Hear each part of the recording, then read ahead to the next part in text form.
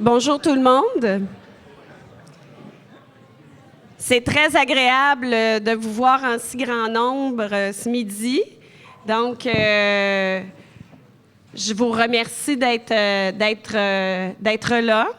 Ça va être une super activité que vous allez avoir le privilège de vivre ce midi. Vous savez, hein, c'est avec un très, très grand plaisir que nous allons accueillir le philosophe M. Normand Baillargeon ce midi. Comme je le disais précédemment, c'est un privilège pour vous, c'est un privilège pour le Cégep d'accueillir M. Baillargeon. On est très heureux. Et vous allez assister, en fait, ce midi à un échange philosophique entre deux de vos enseignants, Jean-Sébastien et Olivier, avec M. Baillargeon.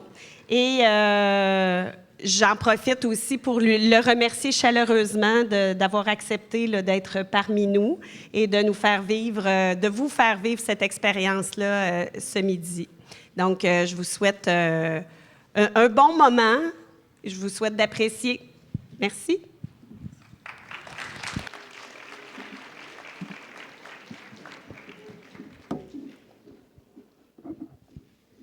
Bonjour tout le monde.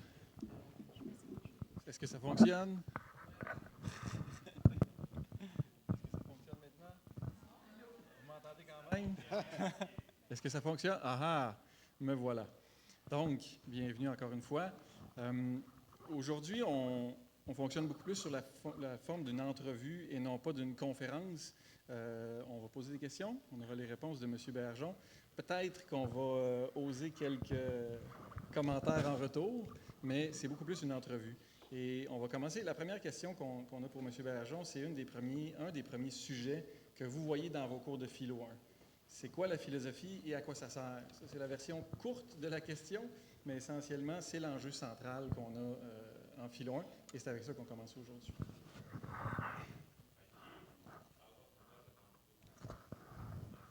Bon, qu'est-ce que la philosophie? Pourquoi on l'étudie? À quoi ça sert? C'est une vaste question. On pourrait passer tout l'entretien sur cette question-là. La philosophie, c'est une discipline particulière. Vous avez étudié un peu l'histoire de la philosophie, vous le savez, ça naît dans la Grèce antique, notamment on dit Socrate, Platon, Aristote. Et c'est une discipline qui va souvent servir de matrice à partir de laquelle vont naître les autres disciplines. Alors, il y en a ici qui étudient en sciences, mais le grand livre qui crée la mécanique classique, le livre de Newton, il s'appelle Principia Mathematica Philosophiae Naturalis. La philosophie est encore présente dans ça. Alors donc, ça sert de matrice aux disciplines. Une chose aussi qui est très particulière avec la philosophie, c'est que ça soulève des questions qui vont habiter notre culture jusqu'à aujourd'hui. Alors souvent, vous prenez un livre de philo, vous ne serez peut-être pas d'accord avec les réponses qui sont apportées, mais vous trouvez là des questionnements qui restent présents jusqu'à aujourd'hui. Alors vous ouvrez la République de Platon, puis vous avez Platon qui parle de la justice. Vous serez peut-être en désaccord avec des choses qu'il dit sur la justice, mais vous pouvez partir une discussion aujourd'hui sur ces questions-là à partir de ce qu'il a écrit. Donc, c'est d'abord la matrice de plein de disciplines. C'est ensuite une source inépuisable de réflexion sur des questions complexes et qu'on continue à poser jusqu'à aujourd'hui. Moi, quand j'ai fait mes études en philo, je disais en boutade, en blague, j'ai été me chercher un diplôme dans une discipline qui me permet de parler de tout. Et c'est un peu vrai, c'est une boutade, mais c'est un peu vrai. Vous voulez parler de justice, vous lisez Platon. Vous voulez parler d'éducation, vous lisez Platon, etc. Et cette idée de matrice est extrêmement importante pour comprendre l'importance de la philosophie. Ça nourrit encore la pensée actuelle. Laissez-moi vous donner un exemple. En ce moment, on s'interroge sur la répartition des richesses dans notre société. Il y a un économiste qui a gagné le prix Nobel qui s'appelle Amartya Sen, qui a développé un nouvel indice de développement humain. Bien, il s'inspire d'Aristote. C'est Aristote qui a servi d'inspiration à ses travaux. Et ça se vérifie dans un grand nombre de cas. Et donc, la philosophie est importante pour ça. Maintenant, si vous me demandez, moi, la discipline, la tendance de la philosophie à laquelle j'appartiens, me ferait dire que la philosophie a son importance parce que c'est un effort, faites attention à ça, de clarification conceptuelle. Une des choses les plus importantes de la philosophie, c'est d'essayer de demander, dis-moi précisément ce que ça veut dire, ce que tu dis. Dis-moi précisément ce que veut dire le concept que tu utilises. Et en philo 101, je suis sûr que vous avez vu que La naissance de ça, c'est Socrate qui pose ces questions-là dans un dialogue de Platon. Qu'est-ce que ça veut dire exactement vertu? Qu'est-ce que tu veux dire exactement par éducation? Qu'est-ce que tu veux dire exactement par justice? Et moi, je suis un philosophe de l'éducation et une des questions que je me suis posée beaucoup, qu'est-ce que ça veut dire exactement l'éducation? En quoi c'est différent de l'endoctrinement? Et donc, cet effort pour clarifier des concepts, c'est une des choses que la philosophie apporte en plus de tout ce que j'ai dit jusqu'à maintenant. Merci. La deuxième question qu'on avait pour toi, Normand, c'était en lien avec la nourriture d'un philosophe. C'est-à-dire qu'on a affaire à des philosophes qui sont dans le monde. Maintenant, on regarde le monde. De quoi est-ce qu'il se nourrit, ce philosophe-là? Et quels sont ses réflexes, si on veut, qu'on pourrait s'attendre à avoir? C'est une bonne question, puis on pourra encore une fois discuter longuement de ça, mais j'ai nommé 5 ingrédients qui sont essentiels à la nourriture d'un philosophe. D'abord, la philosophie, c'est une discipline, contrairement à beaucoup d'autres, qui s'apprend dans l'histoire de la discipline. On ne peut pas être un philosophe si on n'a pas lu Platon, si on n'a pas lu Aristote, si on n'a pas lu les grands philosophes, parce que cette tradition-là, elle est vivante, elle est riche et elle contribue à former un philosophe. Maintenant, je fais aussi partie des gens qui sont persuadés, à cause de ma formation un peu particulière, que très souvent, ce n'est pas toujours le cas, mais très souvent, la philosophie doit se nourrir des sciences. Alors, maintenant, il y a un grand nombre de disciplines scientifiques, souvent développées à partir des travaux des philosophes, là, qui ont des répercussions sur ce que les philosophes étudient, sur leur effort pour comprendre le monde. Et on ne peut pas, dans un grand nombre de cas, prétendre faire de la philosophie si on n'est pas au courant de ce qui se fait dans les sciences. Alors, laissez-moi vous donner un exemple concret. Moi, je suis un philosophe de l'éducation. Je m'intéresse de près à qu'est-ce que l'éducation, qu'est-ce que l'endoctrinement, qu'est-ce qu'apprendre. Il se trouve que ces questions-là ont été réfléchies et examinées par des philosophes. Mais il se trouve aussi que les sciences cognitives, depuis 50 ans, apportent des éclairages précieux là-dessus. Et si on ignore ça, on philosophe dans le vide. Donc, premier ingrédient, l'histoire de la pensée occidentale. Deuxième ingrédient, les sciences. Un troisième ingrédient que je pense important pour un philosophe, c'est l'actualité.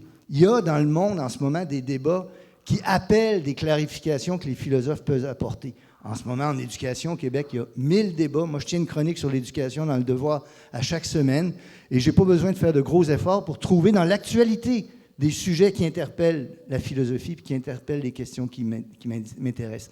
Donc, la tradition philosophique, les sciences très souvent, l'actualité. Je pense, moi aussi personnellement, que ce qui motive un philosophe quand il intervient dans le débat public, c'est d'avoir des idéaux. C'est d'avoir des idées qu'on souhaite défendre, d'avoir des idéaux qui nous semblent nobles et vers lesquels on veut porter la société. Je pense que ça, c'est important. Et finalement, je pense que ce qui est important pour un philosophe, c'est d'écouter les autres, de prendre part à la discussion, de prendre part au débat, donc d'être sur la place publique pour une partie de son temps et de discuter avec les êtres humains de sa société et d'essayer de comprendre ce que ces gens-là pensent et de participer à ce qu'un philosophe important a appelé la conversation démocratique, les débats qu'on a ensemble. Alors, c'est mes 5 ingrédients. Merci. La prochaine question rejoint un mot que tu as dit dans ta première réponse, l'endoctrinement. Il peut se faire à toutes sortes de niveaux. Il peut être social, il peut être politique. Il peut aussi se retrouver à l'intérieur d'un centre d'éducation. Est-ce que, selon toi, il y a de l'endoctrinement encore aujourd'hui dans le système d'éducation québécoise? Ça, c'est une question qui, je pense, devrait toucher de près les étudiants et les enseignants. Je pense que c'est une question cruciale. Parce que qu'est-ce que c'est l'endoctrinement?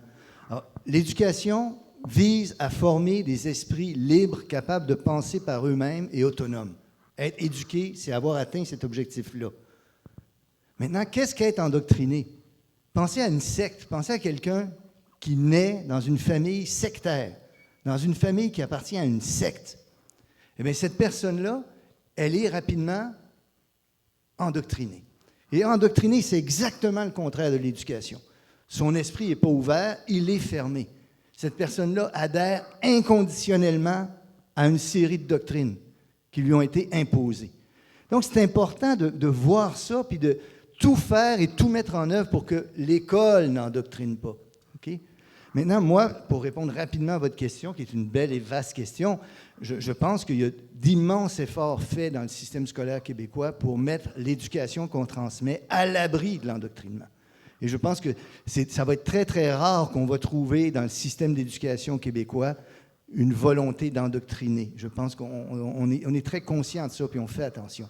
Maintenant, ça n'exclut pas que des enseignants ou des enseignements puissent avoir des tendances endoctrinaires.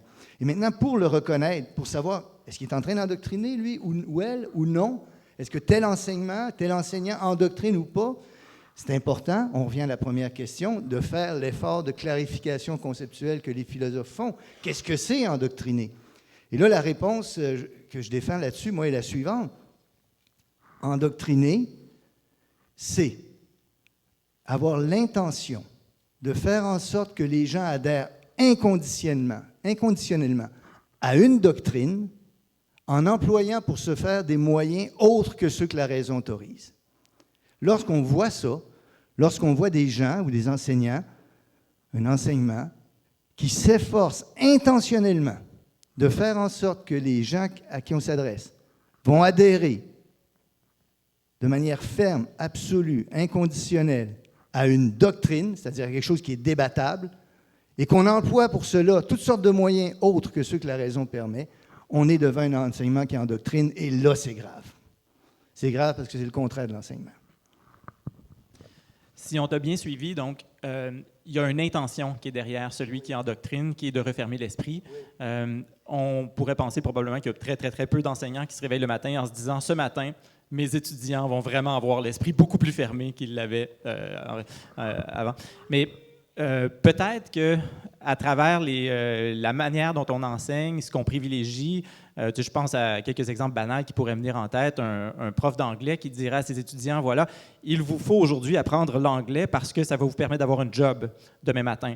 Il est important d'être bon en mathématiques parce que c'est ça va te permettre de tailler une place éventuellement sur le marché du travail. On est dans une vision de l'éducation qui est très néolibérale et qui instrumentalise la pensée. Et si on va dans ce sens-là, on n'a pas nécessairement affaire à des gens qui ont l'intention de refermer l'esprit des gens, mais on a quand même affaire à peut-être de l'endoctrinement. Je pense que là, tout serait une question de degré. Hein? Si on place, imaginons, on s'amuse, là, mais imaginons un enseignant qui est persuadé que le christianisme est la seule vraie religion, Dieu existe, etc., et qui enseigne les mathématiques, je vais chercher ça loin, là, et qui adhère à une vision des mathématiques, disons, platonistes. Les mathématiques nous mettent en contact avec des êtres qui existent indépendamment de nous, et qu'on rencontre quand on fait des maths. Imaginons que cette personne-là pousse cette idée-là en classe pour signifier que cet accès-là au monde des mathématiques, c'est un accès à la pensée de Dieu et que c'est un élément qui sert à arguer que Dieu existe, la religion chrétienne est la vraie, etc., et qui, en classe, pousse cette doctrine-là. Là, on serait devant un cas typique de ce que j'ai donné tantôt. On aurait quelqu'un qui, intentionnellement, souhaite faire adhérer à une doctrine, parce que c'est vraiment une doctrine, en employant des moyens autres que la raison permet, etc. Mais il y a aussi des cas moins flagrants, là, où on peut tenter de pousser une doctrine en classe. Alors, cet enseignement-là serait de tendance endoctrinaire, mais sans être aussi massivement endoctrinaire que celui que je viens de donner. On avait une autre question pour toi, René, qui concernant la réforme et la réforme de l'éducation dont nos étudiants sont issus. Cette réforme-là, tu l'as beaucoup critiquée au cours des dernières années. On aimerait ça t'entendre sur cette réforme-là. Est-ce que nos étudiants ont été malmenés, finalement, sur le plan de l'éducation qu'ils ont pu recevoir à cause d'une réforme qui n'aurait peut-être pas eu sa raison d'être? Où est-ce que tu te situes par rapport à tout ça aujourd'hui, quand tu penses à nos étudiants aujourd'hui?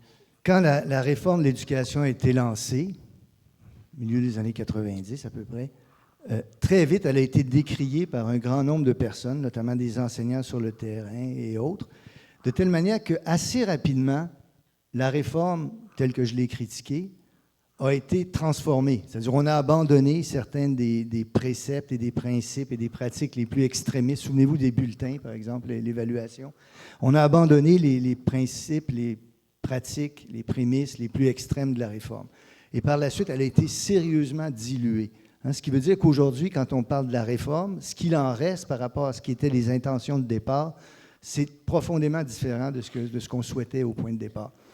Maintenant, une autre chose par rapport aux étudiants qui sont ici, c'est que la réforme, elle ambitionnait d'aider tout particulièrement les élèves en difficulté, les futurs décrocheurs, les gens qui ont du mal à l'école, les gens qui souvent viennent de milieux qui sont défavorisés culturellement et économiquement.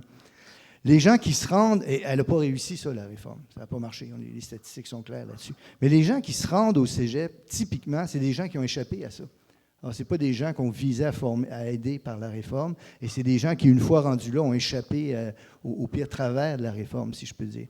Maintenant, pour ce qui est de ce que la réforme a amené, je pense, et la recherche tend à montrer comme étant crédible, l'idée que les gens qui sont passés par la réforme ont eu tendance à être le sujet de méthodes pédagogiques qui ne sont pas optimales.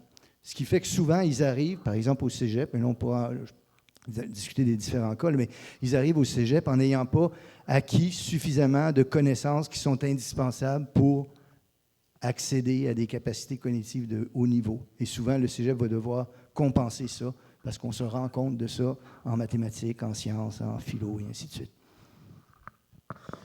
Pour faire suite un petit peu à cette réponse-là, j'ai beaucoup apprécié ton livre « Légendes pédagogiques », où on voit justement, comme tu viens de dire, qu'il y a plusieurs mythes qui persistent encore, et malgré les données, ces mythes-là continuent.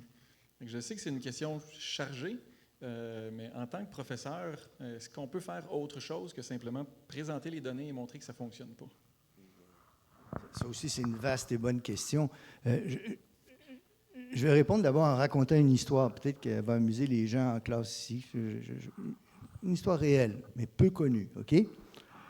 Dans les années 60, aux États-Unis, c'est l'époque, les années 60, c'est encore une période là, où il y a beaucoup d'argent à dépenser dans les programmes publics. Et aux États-Unis, c'est le cas. Et là, on a mis sur pied un programme destiné aux enfants des milieux défavorisés. Souvent les enfants des ghettos, pauvres. On se dit, ces enfants-là, c'est crucial de connaître ça. Ces enfants-là, quand ils arrivent à l'école en première année, ils ont déjà un grand retard par rapport aux autres enfants. Dans leur maison, il n'y a pas de livres. Les parents lisent peu ou pas du tout, ne savent pas lire. Et ils n'entendent pas beaucoup de mots par rapport aux enfants des milieux favorisés. On devrait essayer de compenser ce retard-là. Et aux États-Unis, on a mis sur pied un programme qui s'appelle Head Start. Longueur d'avance, si vous voulez. Et ce programme-là est implanté et on vise à faire en sorte qu'arrivant en première année, les enfants des milieux pauvres et défavorisés soient plus en retard sur les autres. Vous me suivez?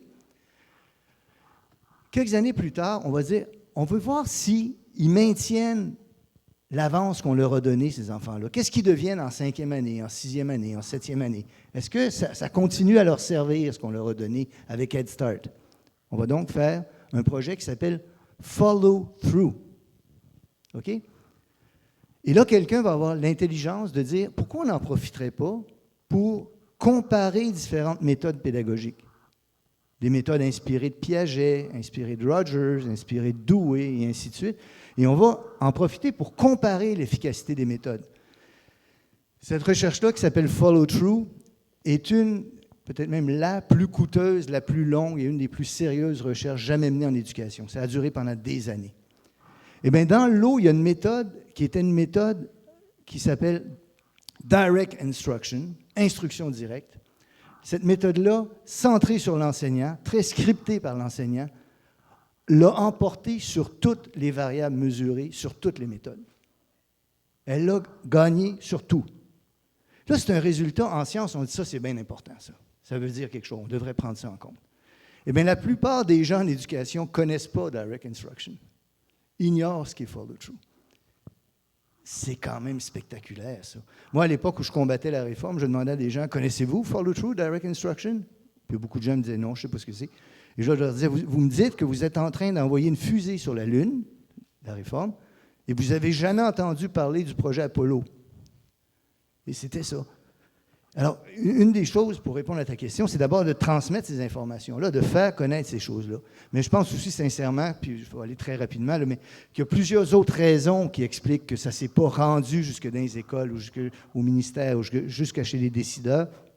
C'est trop long pour en parler ici maintenant, mais une des raisons, c'est probablement qu'il y a des barrières idéologiques qui s'imposent et qui empêchent d'accéder à ça. C'est un vaste sujet, mais on va arrêter là, je pense, là-dessus. Juste pour une dernière clarification, l'enseignement direct et l'enseignement magistral, essentiellement la même chose? Non. C'est-à-dire que, ça aussi, c'est une vaste question, là, mais l'enseignement, de manière commode, on pourrait distinguer des méthodes pédagogiques qui sont centrées sur l'enseignant et des méthodes pédagogiques qui sont centrées sur l'élève. Dans un cas, transmission de connaissances par l'enseignant. Dans un cas, découverte par l'élève qu'on met dans des situations où il peut découvrir des choses. OK? Alors, l'enseignement magistral, c'est vraiment une forme d'enseignement centré sur l'enseignant. Direct instruction, c'est la même chose, mais c'est une forme d'enseignement extrêmement structurée, extrêmement scriptée, vous comprenez? Et dont le principe fondamental est le suivant. L'esprit humain est capable de tirer une règle, et ça, c'est apprendre, si on lui montre des exemples et des contre-exemples. Et toute la stratégie de direct instruction, c'est de soigneusement choisir exemple et contre-exemple.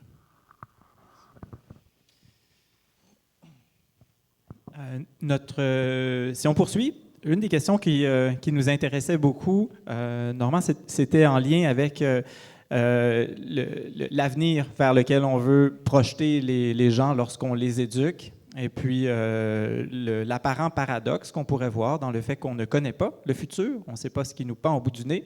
Et par ailleurs, on éduque des gens pour un monde dont on ne connaît pas les caractéristiques véritablement. Alors, est-ce qu'il n'y a pas un danger dans le fait d'éduquer des jeunes pour un monde comme ça qui, jusqu'à un certain point, reste assez mystérieux pour l'ensemble d'entre nous? J'ai souvent cité, je ne pourrais pas te donner de chiffres ici, puis ce n'est pas le lieu là, pour faire ça, je pense que je ne me suis pas préparé pour ça, mais j'ai souvent cité des textes où des auteurs, il y a 20 ans ou 25 ans, disaient « On ne connaît pas le monde dans lequel on va vivre, le marché du travail va être profondément différent, rien, ça ne sert à rien d'enseigner les choses traditionnelles. » Et là, quand on regardait 20 ans plus tard, bien, ça s'était avéré faux. Les prédictions ne s'étaient pas réalisées, etc. Je pense que c'est toujours risqué de faire des prédictions comme celle-là. On en fait encore en ce moment, des gens qui disent « Moi, je pense que ce qu'on a de plus solide à transmettre, c'est la tradition. Ce qu'on a de plus solide à transmettre pour préparer les gens à innover, parce que c'est ça qu'ils vont devoir faire dans le monde de demain, c'est de leur transmettre ce qu'on a de plus solide et de plus précieux. Puis ce qu'on a de plus solide et de plus précieux, c'est la tradition, c'est des savoirs fondamentaux. Ce qui fait qu'en éducation, moi, si on me pose la question, je suis assez proche de Platon là-dessus, qui inaugure cette idée-là, le défenseur d'une éducation qu'on appelle libérale. Pas libéral au sens du Parti libéral du Canada, là, mais libéral au sens qui libère, qui ambitionne de libérer les gens. Et cette libération-là, elle se fait par une éducation qui transmet des savoirs fondamentaux, c'est-à-dire qui apprend à raisonner dans les principales manières par lesquelles l'humanité a appris à comprendre le monde et à se comprendre elle-même. Et là, il n'y a pas 500 façons. On peut discuter longtemps, mais un philosophe de l'éducation que j'aime beaucoup a suggéré qu'il y avait quelque chose comme 7 ou 8. Il appelle ça des formes de savoir.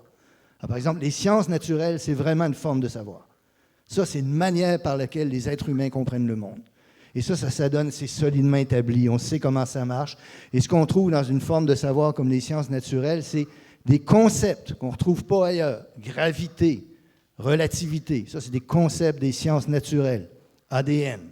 Des manières de valider ces concepts-là, de les mettre à l'épreuve. Ça fait partie de la forme de savoir qu'on appelle sciences naturelles. Quelqu'un d'éduqué connaît ça, doit connaître ça. Et l'éducation doit transmettre ça parce que demain, peu importe à quoi ressemblera le monde, ça va être nécessaire d'avoir ça. La logique, les mathématiques, les sciences formelles qu'on appelle, c'est une forme de savoir. Il y a des concepts là-dedans qu'on retrouve nulle part ailleurs. Intégral, nombre entier, nombre premier. Ça, c'est concept propre à ces disciplines-là. Tu ne retrouves pas ça ailleurs. Des manières de les articuler et des manières de les valider. Une démonstration mathématique. On trouve ça en sciences humaines, on trouve ça en philosophie. Il y a un certain nombre de domaines comme ça. Il n'y en a pas 500. Jouer au bingo, ce n'est pas une forme de savoir. Okay? Il y a beaucoup de choses qu'on enseigne dans les écoles, qu'on doit peut-être enseigner dans une école parce qu'on fait plus de choses que de l'éducation dans les écoles, mais ne sont pas des formes de savoir. Et l'éducation qui prépare à habiter le monde de demain et à l'investir et à y innover, cette éducation-là doit être centrée sur les formes de savoir. C'est d'abord ça qu'on doit transmettre. La question qui suit va probablement être la question sur laquelle on pourrait parler le plus longtemps. Si on te confiait une école, tu pourras choisir primaire, secondaire, cégep ou université, quels seraient les premiers changements que tu aimerais effectuer? En ce moment, on me pose la question, si tu permets, souvent, on m'a demandé encore récemment là, à une émission de télé, là, si j'étais ministre de l'Éducation, qu'est-ce que je ferais? Et j'avais dit, moi je créerais au Québec une commission parents 2.0. Là, il y a quelqu'un qui s'est amusé à me dire, t'es déjà plus dedans, il faudrait que ce soit 5G, c'est ça qui est hot en ce moment, la commission parents, 5G. Mais peu importe, mais je pense qu'il faudrait une réflexion d'ensemble sur l'éducation au Québec en ce moment, sur les institutions qu'on a, sur ce qu'on désire transmettre. Ça dépend de quoi, ces décisions-là? Ça dépend d'abord des choix collectifs qu'on veut faire. Dans les années 60, la commission parents, elle a fait une réflexion sur nos choix collectifs, elle a éclairé nos choix collectifs. Mais ça dépend aussi des méthodes qu'on met en œuvre. Et moi, si j'étais directeur d'une école, je ne pourrais pas changer le programme parce que ce n'est pas à moi que ça revient de décider. On n'a pas fait de commission parents 2.0, donc on est encore avec ce qu'on a et je le ferai en tout respect. Mais je m'entourerais d'une équipe qui est absolument au courant des données probantes en éducation, de ce qui marche puis ce qui ne marche pas. Alors, j'irais chercher une équipe d'experts qui pourrait me dire, dans l'enseignement, voici telle méthode qui est efficace, voici telle méthode qui est inefficace. Dans la gestion de l'école, voici telle méthode qui est efficace, voici telle méthode qui est inefficace. Laissez-moi vous donner un exemple tout simple que je connais dans l'actualité récente. Dans les écoles, on ne connaît pas ça au cégep parce que vous êtes grand, mais dans les écoles primaires et secondaires, là, souvent, la discipline, c'est un problème. C'est un problème, la discipline. C'est une question qui se pose. Comment gérer la discipline? Et c'est une question qui se pose non seulement parce qu'il y a des gens qui sont fauteurs de troubles, ou appelez ça comme vous voulez, qui ont des problèmes à l'école en raison de la discipline, mais souvent, ils causent des problèmes aux autres qui ont des problèmes à cause d'eux. Fait que là, la discipline, c'est une vraie question. Comment on gère la discipline dans une école? Qu'est-ce qu'on fait? Quel règlement on met en place? Qu'est-ce qu'on fait quand ils ne sont pas suivis? Est-ce qu'on punit ou pas? Quel type de punition on donne? Bien, ça donne que depuis une quinzaine d'années à peu près, il y a un programme qui s'appelle « Soutien au comportement positif ». C'est le nom que possède la chose. Et le soutien au comportement positif, c'est un ensemble de mesures qui sont pensées au niveau de la direction de l'école, avec l'implication de tous les acteurs de l'école, et qui visent à, plutôt que de punir, à renforcer les comportements positifs. Eh bien, là-dessus, il y a des données probantes, c'est comme ça qu'on les appelle, qui montrent que ça marche. Okay? Alors, si j'étais directeur d'une école, probablement que j'implanterais un programme de soutien au comportement positif. Ça évite les punitions, et ça améliore l'atmosphère de l'école et tout le monde en bénéficie. Et je multiplierais ça avec les méthodes pédagogiques et ainsi de suite. Je m'inspirais, on appelle ça les données probantes, c'est les manières de faire qui ont été éprouvées par la recherche. Merci. On t'amène sur un autre terrain, Normand. On aimerait ça t'entendre sur la question de la démocratie. On vit dans une démocratie qui est désinvestie par plusieurs citoyens. On sait que le vote, c'est pas quelque chose qui fait partie de la vie de plusieurs gens autour de nous. On croit comprendre que de ton côté, tu n'es pas un votant. Et on aimerait savoir pour quelle raison, premièrement, et puis est-ce que c'est une pratique qui peut logiquement ou qui devrait s'étendre au sein davantage de nos concitoyens? Qu'est-ce qu'on doit penser de tout ça? On aimerait ça t'écouter un peu sur ce plan. Je ne fais pas de ça un acte de foi. Moi, j'ai déjà expliqué que ça m'est arrivé de voter, évidemment. Il y a des fois où les élections sont importantes, il y a des enjeux réels, il y a des candidats qui m'intéressent. Et donc, à ce moment-là, j'ai voté. J'ai voté dans des référendums. Par exemple, les référendums sont souvent des questions importantes, urgentes, et il s'agit de décider. Il y a des élections municipales ou ailleurs où il peut m'être arrivé de voter. Très souvent, c'est vrai, je trouve que le jeu n'en vaut pas la chandelle. C'est-à-dire que pour moi, la participation citoyenne va bien au-delà que d'un simple X qu'on met aux 4 ou aux 5 ans, puis après ça, on cesse de s'intéresser à ces questions-là. Pour moi, la question de fond, c'est qu'est-ce que la démocratie? Comment on la nourrit? Et là, si vous permettez, je pourrais parler de ça, de la démocratie, parce que c'est un sujet important. C'est un sujet qu'en philosophe, vous connaissez bien, parce que, permettez-moi de revenir à Platon. Vous devez lire Platon dans certains de vos cours. Hein. Dans La République, c'est son plus grand livre probablement, Platon condamne la démocratie.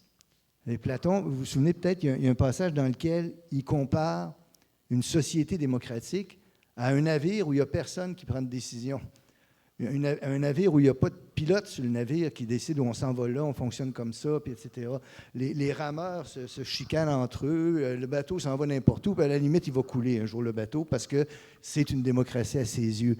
Et donc, c'est une critique sévère, ça, de la démocratie. Je vous ai dit tantôt, on peut prendre un livre de philosophie ancienne comme Platon, La République, puis on dit « je suis d'accord » ou « je ne suis pas d'accord avec lui », mais remarquez comment on a là matière à nourrir une conversation sur la démocratie, ses bienfaits, ses mérites.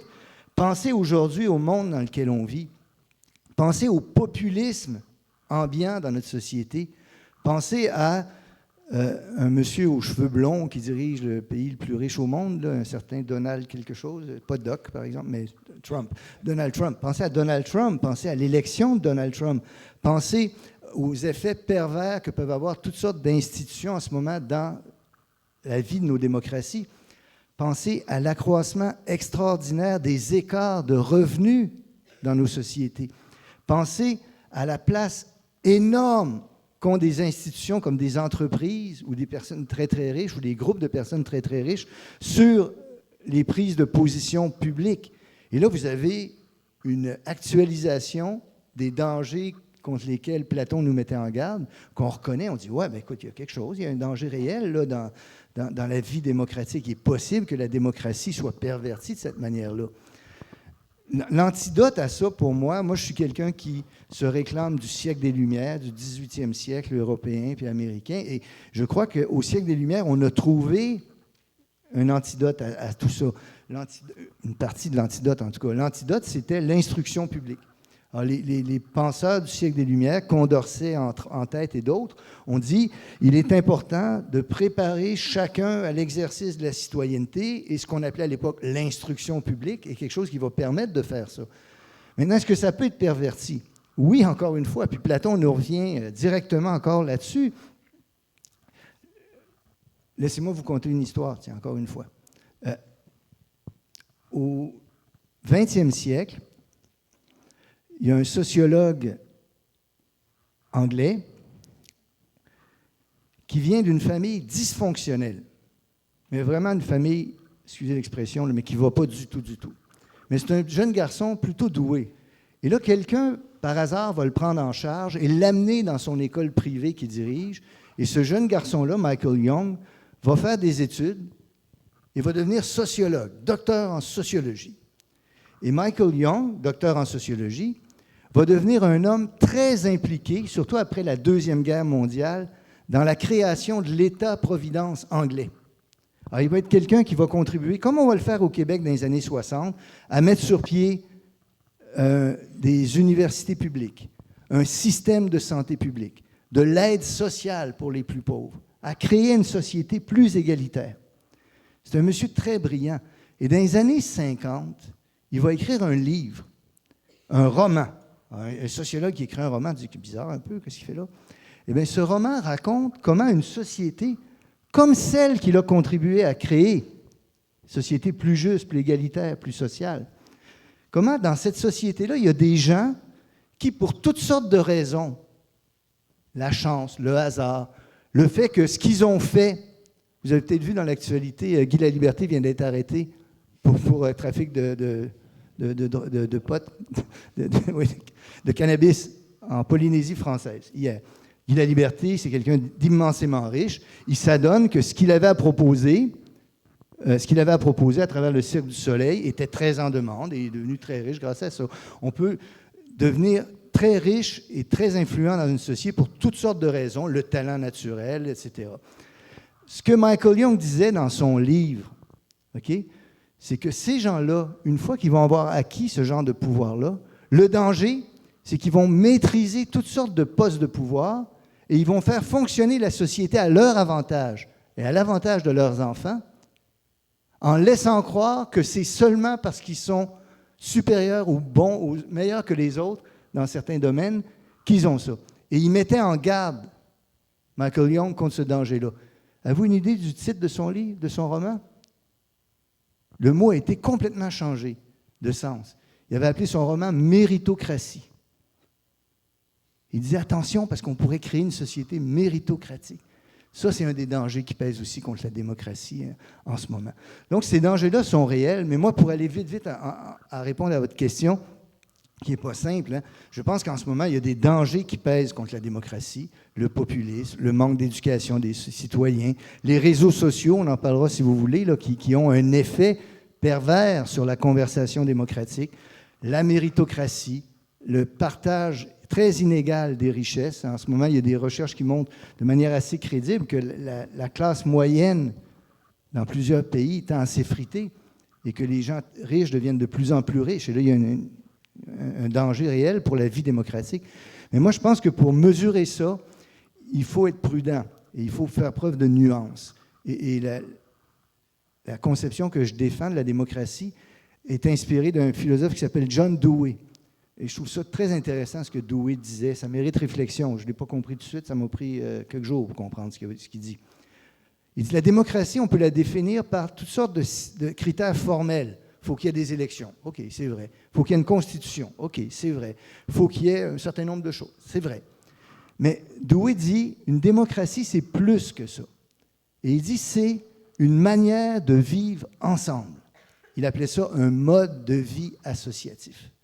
Et il dit, ce mode de vie associatif-là, cette façon de vivre ensemble, elle est démocratique si deux critères sont satisfaits. D'abord, les gens ont des intérêts communs consciemment partagés. Je répète, des intérêts communs sur lesquels ils discutent, consciemment partagés.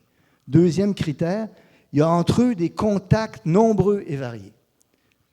Plus dans une société, il y a d'intérêts communs consciemment partagés, plus dans une société, il y a de contacts nombreux et variés, plus on est dans une démocratie. Moins il y en a, moins on est dans une démocratie. Appliquez ça au monde dans lequel vous vivez et concluez. Merci. On qualifie souvent la démocratie du moins pire système démocratique plutôt que du meilleur. Est-ce que tu es d'accord avec cette approche-là? En gros, à cause de ce que je viens de dire, plutôt oui. C'est-à-dire que la démocratie, c'est un idéal vers lequel on doit tendre. C'est un idéal qui peut être réalisé de manière plus ou moins parfaite. C'est un idéal dont on peut s'éloigner dangereusement, et c'est grave quand on s'en éloigne, mais je pense que c'est l'idéal vers lequel on doit tendre. Et je pense que Dewey nous aide à mettre le doigt sur ce qui menace la démocratie, des intérêts nombreux, consciemment partagés. Quand tu es dans une société profondément inégalitaire, les gens ont souvent peu d'intérêts communs, consciemment partagés. Même chose pour ce que j'ai dit à propos des contacts nombreux et variés. Voilà. À t'entendre, on comprend que la démocratie, elle est malade à l'heure actuelle. Tu nous as parlé des réseaux sociaux. Ça serait intéressant si tu pouvais nous donner quelques mots sur cette idée-là. Peut-être ça pourrait nous éclairer. Écoutez, je suis assez vieux pour me rappeler de l'avènement d'Internet, de Facebook aussi, des réseaux sociaux. Et je me souviens aussi qu'en éducation, par exemple, il y avait des gens, à l'époque, je les appelais les technophiles. Hein, des gens qui pensaient que Internet et les nouveaux moyens de communication allaient tout résoudre. Il n'y a plus de problème en éducation. Je faisais partie des sceptiques. J'ai dit, attendons, voir, hein, voyons ce que ça donne. Et en ce moment, on sait que on n'avait pas de bonne raison d'être technophile à l'époque. Okay? Cette technophilie-là, elle est extrême, elle était nettement déplacée. Maintenant, sur les réseaux sociaux, il s'est passé quelque chose de semblable aussi avec Facebook et les moyens de communication qu'on a actuellement. On a été très, très enthousiastes, surcroît de démocratie, etc. Mais maintenant, il y a de nombreuses études très crédibles qui montrent qu'il y a des dangers à ça aussi. Il y a des dangers importants. Par exemple, un des dangers, vous avez sûrement entendu parler de ça, c'est les chambres d'écho. Alors, dans la conversation démocratique, c'est important d'entendre toutes sortes de points de vue sur une question. Mais si vous êtes sur Facebook ou d'autres réseaux sociaux, il y a de fortes chances que vous entendez que le point de vue que vous partagez et que ce point de vue-là est constamment renforcé. Et ce biais de confirmation-là, il est bien connu en psychologie, c'est-à-dire qu'on tend à ne plus voir que ce qui confirme notre position et à devenir aveugle à ce qui infirme notre position. À la fin du 19e siècle, début 20e, je m'excuse, je ne me souviens plus de la date exacte, mais peu importe, il y a un psychologue qui a fait une recherche extrêmement amusante. On appelle ça l'effet Einstellung. Alors, vous avez joué à ça quand vous étiez enfant. On vous met 3 verres devant vous. Le premier contient tant de litres d'eau, le deuxième, tant de litres d'eau, et on vous demande de mesurer dans le 3e verre tant de litres d'eau. Comment vous allez vous y prendre? Vous avez déjà joué à ça, sûrement. Hein? Ce qu'on voyait dans l'effet Einstein, c'est que tu demandes aux gens de faire ça. La solution passe par, mettons, 3 versements. On fait 3 versements, on obtient la quantité demandée. Deuxième problème, encore 3 versements, on obtient la quantité demandée. Troisième problème, toujours 3 versements. Arrive le 4e problème, on pourrait le résoudre en 1 versement, mais les gens en prennent 3. Il y a une espèce de formatage de l'esprit sur des questions. Alors, dans les réseaux sociaux, en ce moment, on voit ça aussi, et c'est profondément troublant, c'est-à-dire qu'on voit apparaître dans notre société des formes sectaires de pensée qui sont troublantes, dangereuses, et qui sont très toxiques pour la vie démocratique. Alors, je pense qu'il y a là des raisons sérieuses de s'inquiéter, d'autant qu'il y a de plus en plus de recherches qui tendent à montrer ça. Merci. On va encore une fois changer de sujet. La religion. C'est un enjeu toujours important dans notre société et surtout dans le cours de Philo 1, où tous les étudiants ici sont présentement en train de faire leur cours de Philo 1. Il y a comme une question avec 2 facettes. Quelle est la place de la religion dans notre société aujourd'hui, et en particulier à la lumière du projet de loi sur la laïcité au Québec? Encore une petite question toute simple. Moi, je m'écarte sur table là-dessus. Hein. J'ai fait 3 livres sur ces questions-là. Okay? J'ai fait un premier livre qui est, je m'écarte sur table, là, qui s'appelle « Là-haut, il n'y a rien », anthologie de l'athéisme et de la libre pensée. Alors, je suis un libre penseur et je suis athée. Je n'ai jamais caché ces positions-là. Moi, je suis notre Père qui êtes aux cieux, restez-y. Bon, donc, je n'ai jamais caché cet aspect-là. J'ai donc publié une anthologie de l'athéisme et de la libre pensée. J'ai publié un livre aussi qui s'appelle « Heureux sans Dieu », qui est une série de témoignages de personnes et de personnalités québécoises qui dévoilent, expliquent qu'elles sont athées, comment elles sont devenues athées et pourquoi. Et sur la laïcité, je tenais, il y a très longtemps, j'ai fait ça, il y a 10 ans, je sentais venir le débat sur la laïcité au Québec. Alors, j'ai organisé une conférence où j'ai réuni des gens qui étaient en faveur de la laïcité, des gens qui étaient contre la laïcité, des gens qui étaient pour ce qu'ils appelaient la laïcité ouverte. J'ai donné la parole à tout ce monde-là et j'ai édité le livre. Ça s'appelle « Le Québec en quête de laïcité ». Et là-dessus, moi, j'ai fait mes devoirs pour essayer de comprendre ces questions-là. Alors, je suis un partisan ferme de la laïcité. Et ce que je pense, c'est qu'au Québec, le projet de loi va pas assez loin. Okay? Je pense que c'est indéfendable de ne pas appliquer aux écoles privées ce qu'on applique aux écoles publiques. C'est absolument indéfendable. Je pense aussi que si on devait appliquer la laïcité dans un seul endroit dans notre société, ça serait dans les écoles, en éducation. C'est d'abord là que la laïcité existe. Maintenant, il faut s'entendre sur ce que signifie laïcité, bien sûr. Et pour moi, la laïcité, c'est la séparation des croyances religieuses ou autres, ou sectaires ou autres, et de l'État. C'est la neutralité de l'État par rapport à ces croyances-là. C'est le respect de la liberté de conscience des individus. Et c'est aussi, mais on ne le dit pas assez souvent, ça, la distinction entre 3 espaces dans lesquels on peut vivre sa vie. On vit sa vie. On vit tous notre vie dans des espaces privés. Chez vous, les clubs privés auxquels vous appartenez, les associations dont vous faites partie, l'église à laquelle vous allez, la mosquée à laquelle vous allez, et ainsi de suite. Ça fait partie des espaces privés. La laïcité ne s'applique pas là, n'a rien à dire là-dessus. Vous faites ce que vous voulez au nom de la liberté de conscience. On vit aussi notre vie dans des espaces publics. Vous allez au supermarché, vous êtes dans la rue, espace public, à tout le monde. Vous faites ce que vous voulez là aussi. La laïcité s'applique uniquement dans l'espace politique, dans l'espace civique. Pour moi, c'est d'abord les écoles, c'est les tribunaux, c'est tout ce qui a rapport à la vie civique, à la vie citoyenne. Et dans ces espaces-là, il y a non seulement neutralité de l'État, qui manifeste aucune préférence, qui fait que les employés de l'État sont neutres, s'habillent de manière neutre, sont neutres, mais il y a aussi l'affirmation des valeurs civiques. Alors, il pourrait arriver que certaines croyances que vous avez entrent en conflit plus ou moins direct avec les croyances civiques. Mais c'est les croyances civiques qui l'emportent dans cet espace-là. Par exemple, l'égalité entre les hommes et les femmes, et ainsi de suite. Voilà. Donc, farouche défenseur de la laïcité.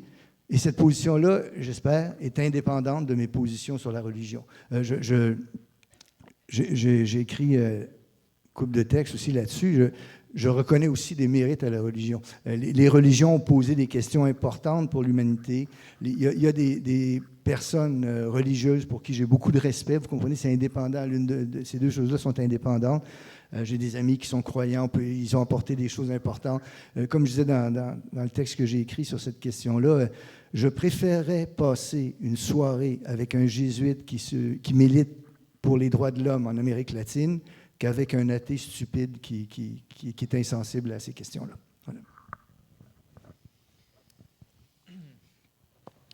Concrètement, quand on pense à la laïcité, on pense à une enseignante, par exemple, qui pourrait ne pas être embauchée dans une commission scolaire, celle de Montréal, disons, en raison d'un vêtement particulier qu'elle porterait.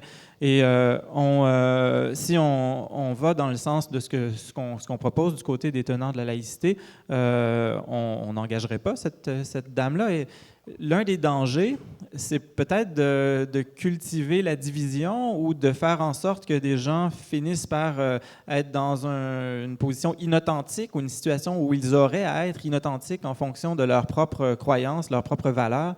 Est-ce qu'il n'y a pas un danger de créer de la division dans une situation où on ne voudrait pas engager, par exemple, une femme pour les raisons que je viens de dire? Je pense que la laïcité crée au contraire une communauté autour de certaines valeurs qu'elle affirme. Ça, c'est la première chose. La deuxième, pour les individus qui se trouveraient dans la situation que vous avez décrite, je pense que le gouvernement a fait ce qu'il fallait. C'est-à-dire, en mettant une clause grand-père, il a réglé cette question-là. À partir de là, les gens qui souhaitent devenir fonctionnaires connaissent les règles du jeu pour devenir fonctionnaires. Je tiens à dire aussi que cette question-là a passé le test des tribunaux dans les très nombreux pays du monde qui appliquent la laïcité telle que je viens de la définir. Le capitalisme. Pour plusieurs personnes, c'est un mot sacré. Pour d'autres, c'est quasiment une insulte. Où est-ce que tu te situes là-dedans? Est-ce que le capitaliste est un outil nécessaire? Doit-il être remplacé? Et si oui, s'il doit être remplacé, par qui et par quoi? Bon, une autre question toute simple. Vous savez sans doute, je me définis comme anarcho-syndicaliste. Je vais expliquer ce que c'est. Peut-être que ça va donner une idée de ce que j'espère ou ce que j'attends. Ça, c'est une autre chose, un peu comme follow-through tantôt, que beaucoup de gens ignorent. Alors, quand on dit anarchiste, on a parfois en tête des gens qui vont faire de la casse, des gens qui sont... c'est un mouvement très vaste, l'anarchisme. Il comprend un grand nombre de tendances. Maintenant, il existe une tendance au sein de l'anarchisme développée à la fin du 19e siècle qui s'appelle l'anarcho-syndicalisme. Alors, c'est le moment où des anarchistes ont pensé que la transformation de la société se ferait d'abord et avant tout en investissant le mouvement syndical et en demandant aux syndicats de préparer la société de demain. Et ce que ces gens-là espéraient s'appellerait aujourd'hui l'autogestion. Ça voulait dire que ce sont les travailleurs qui contrôlent les lieux de travail et la production. Ça va? À la fin du 19e siècle, au début du 20e, ce n'est pas quelque chose de marginal, l'anarcho-syndicalisme. Ça regroupe une quantité phénoménale de personnes, d'ouvriers, de travailleurs. Les anarcho-syndicalistes ont imaginé la chose suivante. Ça, c'est présent dans de nombreux pays. Si un jour vous allez en Europe, en France, par exemple, vous allez marcher dans des villes françaises, là, vous allez tomber devant de grands bâtiments qui s'appellent bourses du travail. C'est encore écrit dessus. Bien, c'est ce que créaient les anarcho-syndicalistes, des bourses du travail. Dans leur esprit, il fallait que le mouvement syndical se divise en deux. Il y avait d'abord un regroupement à l'échelle nationale des travailleurs dans un domaine donné. Les gens qui travaillent dans les mines, par exemple, ou les gens qui travaillent comme mettez coiffeur, ce que vous voulez. Ces gens-là, à l'échelle du pays, ils étaient regroupés dans un syndicat. Et le but de ces syndicats-là, c'était d'obtenir de meilleurs salaires, de meilleures conditions de travail pour les ouvriers. Ça va?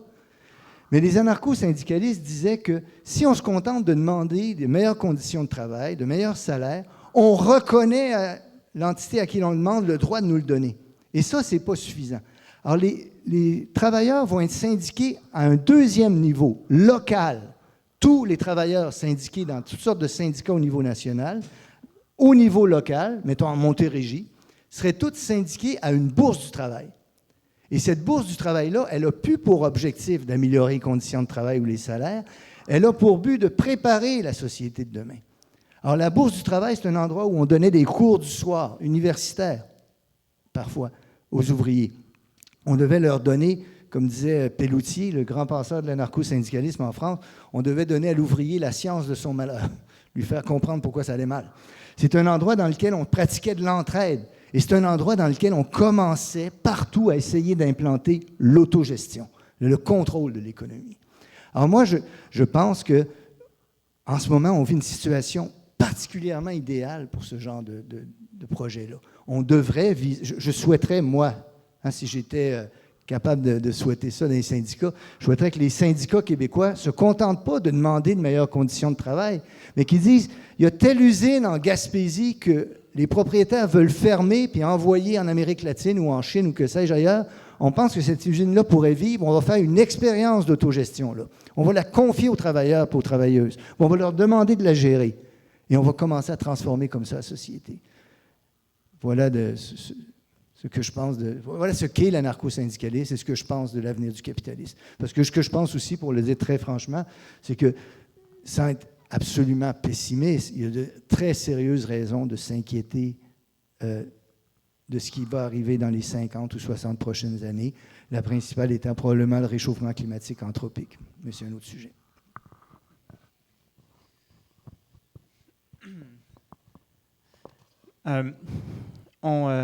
À t'écouter, Normand, on a des petites initiatives qui pourraient être prises au moins au début, d'autogestion et tout ça. Mais lorsqu'on pense au capitalisme, on pense à un système planétaire désormais. Est-ce que tout doit commencer par des petites initiatives ou est-ce qu'il ne faut pas réformer en profondeur ce système-là pour éviter la catastrophe qui semble se pointer au bout du nez? Ce que je propose n'est pas minuscule, par exemple. C'est-à-dire ces transformations-là qui se répandent et qui s'imposent. Encore une fois, fin 19e siècle, début 20e siècle, ça va être mis à mal avec la Première Guerre mondiale, 14-18, et mis à mal avec la Révolution russe. Alors, les communistes vont prendre le contrôle de la transformation socialiste à partir de ce moment-là, avec la catastrophe qui va se passer en URSS. Les anarchistes vont critiquer ça très vite et avec raison. Donc, mais je pense que ce n'est pas mineur quand même d'espérer à ces changements-là. Mais vous avez raison tout à fait de dire que l'ennemi est gigantesque. On ne soupçonnait pas ça. Écoutez, à l'époque où les camarades anarcho-syndicalistes font leur travail, il y a des combats juridiques qui sont menés dans plusieurs pays, et notamment aux États-Unis, pour faire en sorte qu'on reconnaisse comme personnes morales immortelles les entreprises. Alors, le système juridique classique, du libéralisme classique, là, des libéraux classiques, reconnaissait des individus à qui on reconnaît des droits, mais pas des entreprises. En ce moment, on vit dans un monde où ça, c'est la réalité. Ce qui fait que si vous dressez la liste des 100 économies les plus importantes au monde, vous allez trouver qu'il y a un grand nombre d'entreprises qui font partie des plus importantes économies au monde et qui sont traitées comme des personnes morales immortelles. Ça, c'est un ennemi gigantesque. Alors, comment le vaincre? Moi, je n'ai pas de solution, mais je pense qu'il y a quelque chose de très inspirant dans ce que proposaient les anarcho-syndicalistes. Merci. En plus des dangers que le capitalisme projette, en plus des dangers aussi du réchauffement planétaire anthropique, il y en a d'autres. Il y a d'autres menaces. Et on a, de façon générale, un discours assez pessimiste sur l'avenir. Même certains de mes étudiants sont venus me voir en disant « Est-ce que c'est normal que je ne veux pas avoir d'enfants? » Tellement le discours est terrible. Face à tout ça, est-ce que tu es pessimiste? Est-ce que tu restes optimiste? Je vais vous suggérer une lecture, si vous êtes pessimiste, qui pourrait vous intéresser. Là. Il y a un éminent psychologue qui est né à Montréal, qui a fait ses études à Montréal et qui est maintenant professeur à l'Université d'Harvard. Il s'appelle Steven Pinker, P-I-N-K-E-R, et qui a écrit un ouvrage tout récent qui s'appelle Enlightenment Now, les Lumières maintenant. Je l'ai dit tantôt, je suis un défenseur du siècle des Lumières, là, du 18e siècle. Pinker est quelqu'un qui est optimiste. Et dans son livre, qui a 500 pages et qui a des centaines et des centaines de références à des articles, etc., il essaie de montrer que s'il y a un moment sur Terre où vous voudriez vivre, c'est maintenant. L'humanité ne s'est jamais aussi bien portée. La pauvreté n'a jamais été aussi basse. La santé n'a jamais été aussi bien. La longévité n'a jamais été aussi bien. Et il montre ça avec des statistiques extrêmement impressionnantes durant des tonnes de pages. Arrive à la fin le réchauffement climatique anthropique, et il fait partie de ceux qui pensent que la science va nous tirer d'affaire. On va trouver des solutions grâce à la science. C'est une réponse possible à la question que vous m'avez posée. Mais si vous me permettez, vous savez peut-être, je suis un grand admirateur d'un linguiste qui s'appelle Noam Chomsky, linguiste et anarcho-syndicaliste lui aussi, Noam Chomsky. Et croyez-le ou non, j'ai eu la chance, la première fois que je l'ai rencontré, de poser la même question à Chomsky. Êtes-vous optimiste ou pessimiste? Et j'ai toujours bien aimé sa réponse. Chomsky m'avait répondu, savoir si on est optimiste ou pessimiste, c'est une question de personnalité sans grand intérêt. Ce qui est intéressant de savoir, c'est qu'est-ce que vous faites aujourd'hui, maintenant, pour changer le monde. Et je pense qu'il a raison. Si on vient sur ce livre-là, parce que c'est un livre fort intéressant qui détonne avec le courant peut-être qui est prévalent chez les intellectuels, puisque justement, on a affaire avec Steven Pinker à plusieurs remarques plutôt qui donnent à se réjouir à propos de l'état du monde. Je crois que Steven Pinker nous dirait que le capitalisme y est pour quelque chose, c'est-à-dire que le capitalisme a contribué à l'essor des sociétés partout à travers le monde. Si on en croit sa vision des choses, le capitalisme serait donc quelque chose qui serait plutôt bon. Pourtant, c'est pas là où tu te situerais toi. Est-ce que tu pourrais nous donner le fond de ta pensée par rapport à ça? Oui. Je pense que Pinker a des bons points. Il y a des choses qu'il est important de noter ici. Mais je pense qu'il arrive deux choses dans le raisonnement de Pinker que je vais remettre en question. Le premier, c'est qu'il attribue au capitalisme des bienfaits qui sont ceux de l'éducation, de la recherche scientifique et du savoir, qui souvent sont à l'encontre de ce que le capitalisme promeut. Laissez-moi donner des exemples en santé. Le vaccin contre la polio, qui a joué un rôle fondamental pour préserver des gens, la santé de plein de gens. Le vaccin contre la polio, vous trouverez sans doute sur Internet, sur YouTube, une entrevue avec son découvreur où on lui demande « Vous n'avez jamais pensé à breveter ça? » Et il dit « Mais c'est absurde, ça serait comme vouloir breveter le soleil. Comment on pourrait vouloir breveter ça quand ça va être utile? » Mais on vit dans un monde où on brevette ça. Ce qui veut dire que les percées sont souvent dues grâce à la science, au savoir, aux valeurs des Lumières qui sont incarnées dans ça. Mais la perversion de ça est aussi le fait du capitalisme. Alors, par exemple, vous avez en ce moment des brevets qui sont mis sur des médicaments qui interdisent à des gens d'y avoir accès. Donc, la réponse, je crois, est plus complexe que ce que Pinker laisse entendre à cause de ça. Et je pense aussi, deuxième défaut du livre de Pinker, à mon humble avis, c'est que Pinker occulte un certain nombre de malaises dans notre société qui sont profonds. J'ai dit tantôt les inégalités croissantes qui rendent extrêmement difficile l'exercice d'une vraie démocratie, premièrement. Deuxièmement, la menace nucléaire, qui est passée sous silence dans son livre. Je vais poser une dernière question à toi, Normand, mais je voulais aussi inviter les étudiants qui sont ici. Si vous avez des questions que vous voulez poser à Normand, on va avoir quelques minutes pour le faire. Donc, réfléchissez-y comme il faut et après sa réponse, on pourra avoir un micro qui va se promener dans la salle si vous avez quelques questions. Certains des étudiants qui sont ici vont se rendre à l'université. Et c'est un système extraordinaire. Je pense que moi et Jean-Sébastien, on a apprécié beaucoup notre parcours là-bas. Mais on a l'impression aussi, à écouter les plus jeunes qui y pensent, que ça a changé, le système universitaire, surtout dans les sciences humaines au sens large. Selon toi, est-ce que les départements de sciences humaines, sciences sociales et philosophie sont en bon état de façon générale aujourd'hui?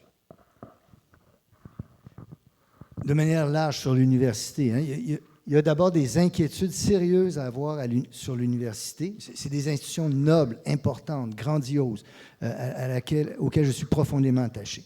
Maintenant, en ce moment, est-ce qu'il y a des inquiétudes à avoir? Oui. Il y a des inquiétudes à avoir, par exemple, sur la privatisation de la recherche, sur la détermination par des pouvoirs extérieurs des objets de recherche, okay, et de l'appropriation des résultats de la recherche. Ça, c'est profondément troublant. C'est profondément troublant de voir que, laissez-moi donner un exemple, si vous permettez, en 2 secondes. MIT, justement. Okay, le MIT aux États-Unis, à Boston, une des plus grandes universités de recherche scientifique au monde, est un des hauts lieux où s'est créé tout ce qu'on a aujourd'hui en matière d'ordinateurs, d'Internet et ainsi de suite. Ça a été en partie créé là. Mais tout ça, c'était financé par l'armée américaine. Et l'armée disait, on s'en fout que vous n'ayez pas des retombées la semaine prochaine. Faites de la recherche à long terme. L'État américain puis l'armée américaine disaient ça. Et surtout, rendez publics les résultats, ça appartient à tout le monde. Maintenant, quand les entreprises privées subventionnent la recherche, ils subventionnent une recherche pointue sur un objet qui les intéresse, eux. Si le résultat de la recherche ne fait pas leur affaire, ils ne veulent pas que ce soit publié. Ce qui fait qu'il y a des recherches sur des médicaments dont on n'entend pas parler parce que les résultats n'étaient pas bons. Et après, ils vont s'approprier par brevet les résultats. Ça, c'est une profonde inquiétude pour moi sur l'avenir de l'université. Maintenant, sur les sciences humaines, je vais être sincère, je vais y aller direct au but. Il y a des choses fantastiques qui se font, mais il y a aussi, c'est vrai, une forme de formatage idéologique, de quasi-endoctrinement et de manque de sérieux de certains travaux en sciences humaines qui sont réels. On peut pas nier ça maintenant. Il y a des gens, tout récemment, je ne rentrerai pas là-dedans, qui ont fait paraître dans des revues supposément sérieuses en sciences humaines des travaux bidons qu'ils ont lancés et qui ont été approuvés par ces revues-là. Et je pense que c'est un objet d'inquiétude. Un autre objet d'inquiétude que les gens connaissent à l'université, c'est un truc qu'on appelle des revues prédatrices. Alors, il existe maintenant des revues. Ça coûte cher publier, et c'est important de publier pour les universitaires. Alors, il y a des revues qui vont vous publier si vous payez un certain montant. Alors, il y a quelques années, un chercheur, un journaliste, a envoyé dans une revue de physique un texte truffé d'erreurs. Il disait un étudiant de cégep aurait vu que ça n'avait pas d'allure. Il a envoyé ça, et un grand nombre de ces revues-là ont accepté de publier l'article. Très vite. Normalement, ça prend des semaines avant que vous ayez une réponse. Il y a un comité de lecture, des experts qui regardent ça. Là, très vite, en échange d'un montant d'argent, vous publiez. Et il y a un grand nombre de ces revues-là qui existent maintenant. Alors, la commercialisation de la recherche, les revues prédatrices, le formatage idéologique sont évidemment des raisons de s'inquiéter. Et moi, personnellement, on n'est pas obligé d'être d'accord avec moi là-dessus, mais je suis un homme de gauche, attaché aux idéaux des Lumières, et pour cette raison-là, profondément attaché à la liberté d'expression et à la liberté académique. Et j'ai fait un livre l'an passé qui s'appelle « Liberté surveillée », où je disais mes inquiétudes sur les limites à la liberté d'expression dans la société et les limites à la liberté académique. Quand je vois des gens interdire à quelqu'un de parler à l'université, je suis profondément outré. Ça vient de se passer hier encore à Lyon. Comment il s'appelle, un politicien français, son nom va me revenir, mais peu importe. À qui on a interdit de prendre la parole à l'université. Je trouve ça scandaleux. Ça, c'est une autre menace à l'université. Merci beaucoup, Normand, pour ton temps et tes réponses. Est-ce qu'il y a certains élèves qui aimeraient poser une question à Normand? Non? Ou d'anciens élèves qu'on voit ici, qui sont venus juste pour écouter Normand? Personne? Merci Normand encore une fois. Merci à vous autres d'avoir été là.